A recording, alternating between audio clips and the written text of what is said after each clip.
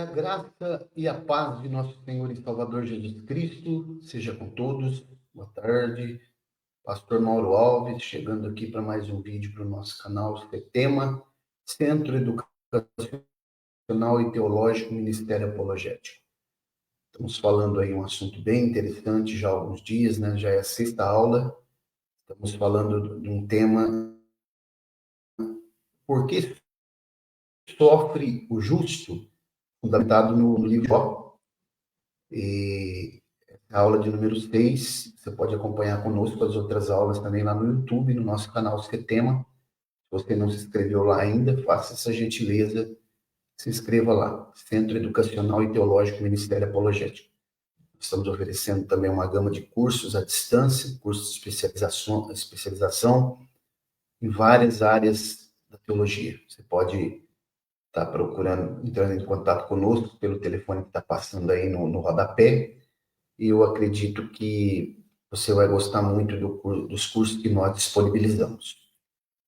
E você pode também estar cooperando conosco através de ofertas, Pix, né? Você entra em contato conosco aí, a gente passa a chave Pix, porque nós fazemos um trabalho de apologética cristã, que é a defesa da fé, que uma vez foi dada aos santos. Como diz o pastor João Flávio Martinez, que é um apologista lá de São José do Rio Preto, nos ajude a fazer pelo evangelho puro aquilo que as seitas fazem, né?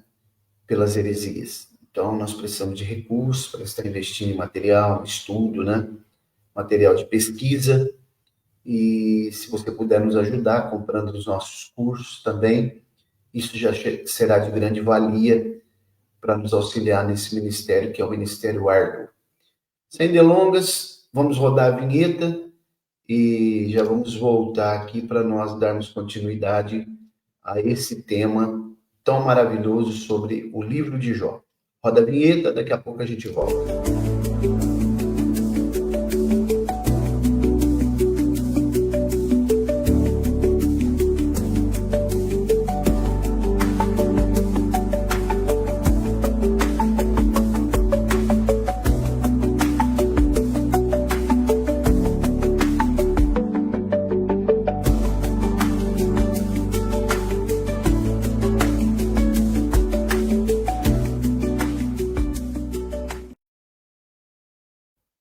Muito bem, estamos de volta aqui então para nós darmos seguimento, discorrermos sobre mais uma aula fundamentada no livro de Jó, que foi o primeiro livro da Bíblia, né? Não obstante não estar no cânon evidencial das Escrituras, elencado, organizado como primeiro livro, mas tudo indica que tenha sido o primeiro livro, tudo indica que tenha sido Moisés, o seu autor.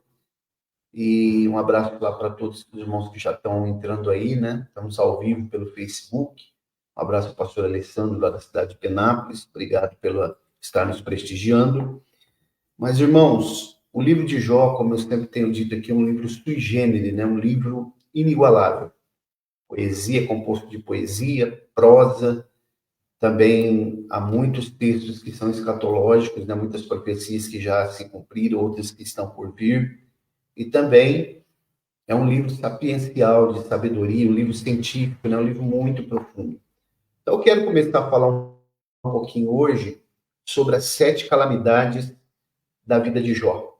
Eu já disse que ele foi atacado em 4 áreas da sua vida, né? Na área familiar, na área financeira, também na sua área emocional e na sua área física, né? No aspecto físico. Então, eu vou analisar aqui hoje, fazer uma análise das 7 calamidades de Jó. E eu estava pensando sobre os ataques que os Estados Unidos sofreram, que foram perpetrados pelos terroristas lá em 11 de setembro de 2001, né? Os Estados Unidos é a maior economia do mundo, a maior força bélica do mundo, a maior nação do mundo, e todo aquele sentimento de segurança, de autossuficiência, até mesmo de império dos Estados Unidos, ele caiu por terra naquele dia fatídico, quando mais de 3.000 pessoas perderam as suas vidas por ocasião dos aviões, né, que foram lançados pelos terroristas nas Torres Gêmeas. E quando aquelas Torres Gêmeas ruíram, né, foram implodidas, então caiu ali muito do orgulho americano, né? E aconteceu que aquele sentimento de segurança, aquele sentimento de autossuficiência também, ele caiu naquele dia, não obstante os Estados Unidos ainda continuarem sendo a maior nação do mundo e a maior força bélica do mundo, a maior economia.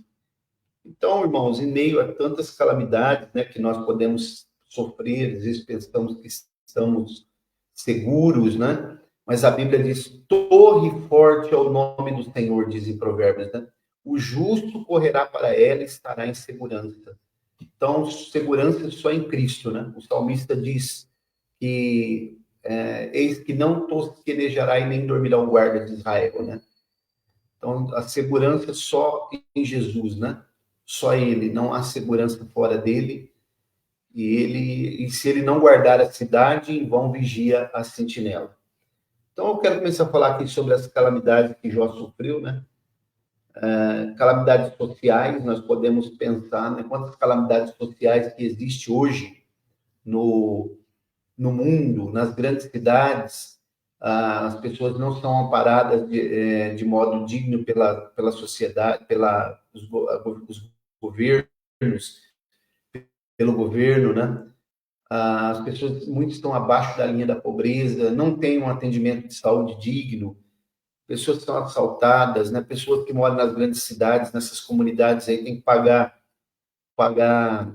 pedágio para os criminosos, têm que pagar para terem a segurança que as autoridades não proporcionam, né? Então, tem as milícias, tem os traficantes, eles que tomam conta, eles que acabam subjugando essas pessoas e praticamente escravizando essas pessoas. São calamidades sociais, né?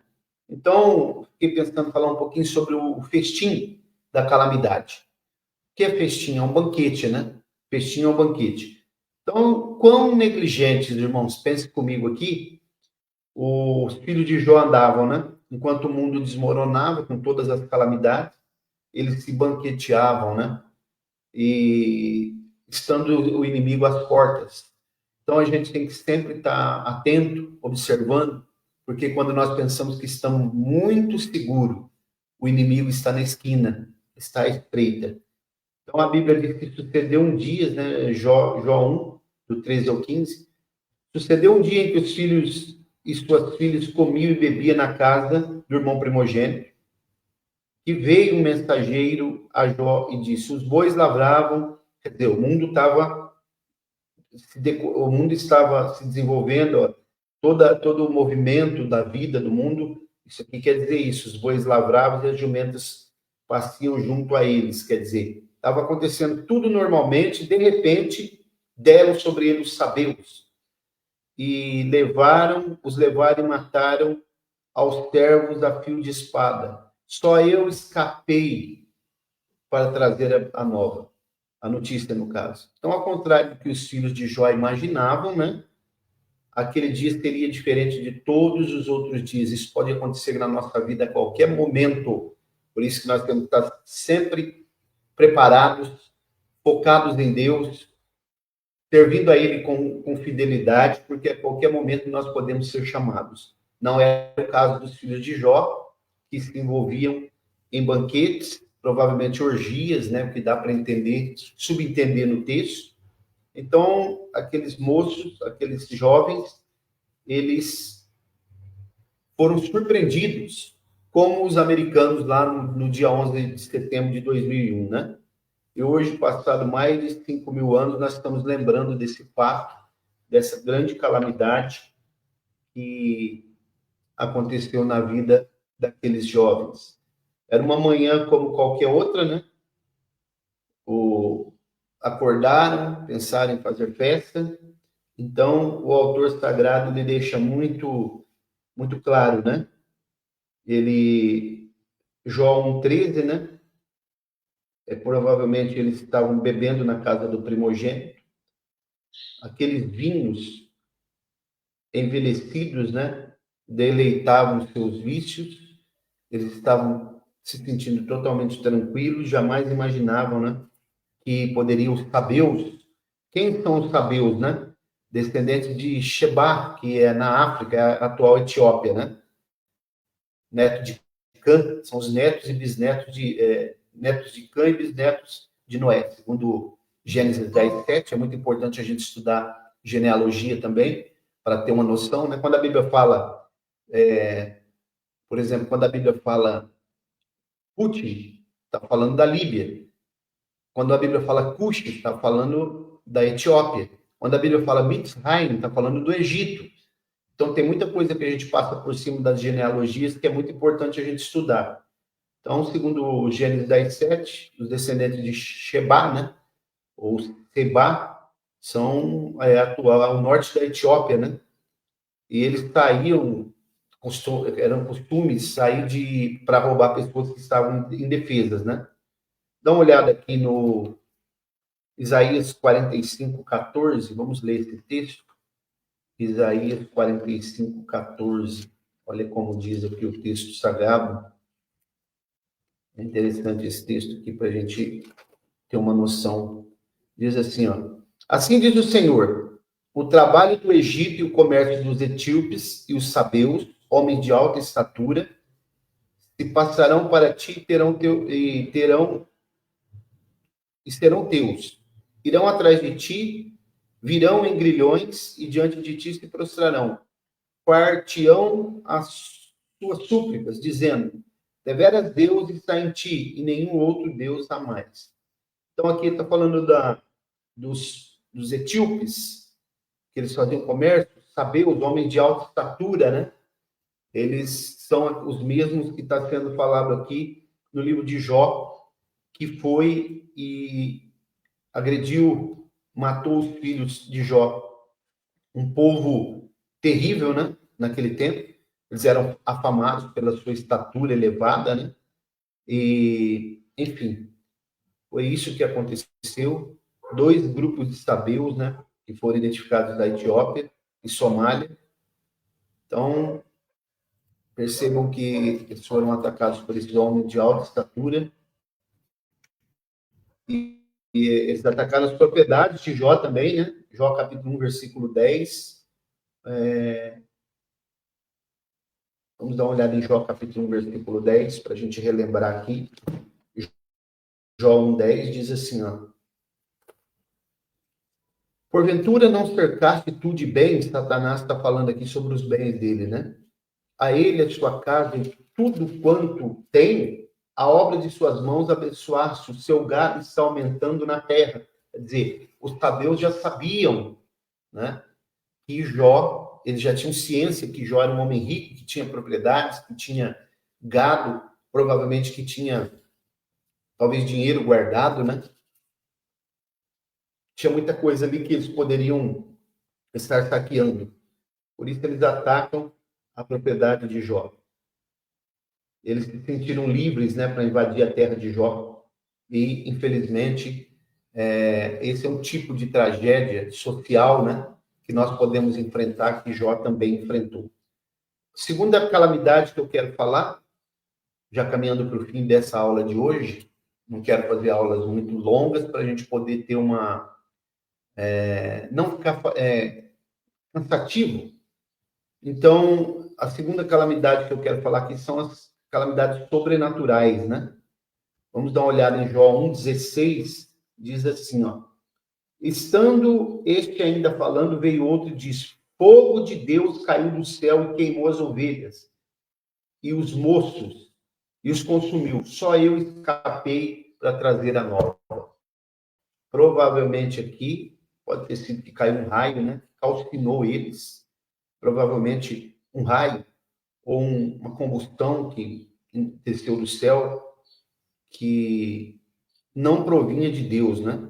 Apocalipse 13:13 diz que o anticristo, a besta, vai fazer fogo do céu descer à vista dos homens. Esse fogo aqui é um fogo estranho, não é um fogo que veio de Deus. O homem disse veio de Deus, do céu, mas não foi de Deus. Então, de qualquer forma, não era um fenômeno natural, né? Mas sim alguma coisa que calcinou, como aconteceu lá em Sodoma e Gomorra, né? Gênesis 19:24, depois você dá uma olhadinha. A expressão hebraica, Elohim é interpretada por alguns hermeneutas como algo natural, mas, todavia, nós percebemos que aquele mensageiro veio trazer uma notícia que tratava-se de algo não propriamente do céu, né? De Deus. Isso provavelmente é algo de Satanás mesmo, que veio e acabou por destruir aqueles homens que estavam trabalhando. Prejuízo, né? O fogo destruiu os rebanhos que pastavam do patriarca. A ruína estava se deflagrando, né? Agora na vida de Jó. Então, isso é uma calamidade natural, calamidade que nós podemos dizer sobrenatural, melhor dizendo, né? E terceiro, para terminar, nós podemos sofrer calamidades políticas também, né? Além das calamidades sociais e sobrenaturais, então também podemos sofrer calamidades políticas, né? A desgraça política que pode ocorrer na nossa vida, né? Jó também, infelizmente, aconteceu com ele, né? No âmbito doméstico, nós percebemos que ele também sofreu. Paradoxalmente, irmãos, o que nós percebemos aqui é que Satanás, ele usa um dos povos da época, né? Os caldeus, a fim de fustigar a Jó, né? Nós percebemos que os caldeus da antiga da Caldeia, da Babilônia, que demonstra que Jó agora ele também estava passando por problemas políticos. Nós percebemos que Jó agora ele está entrando numa calamidade política, né?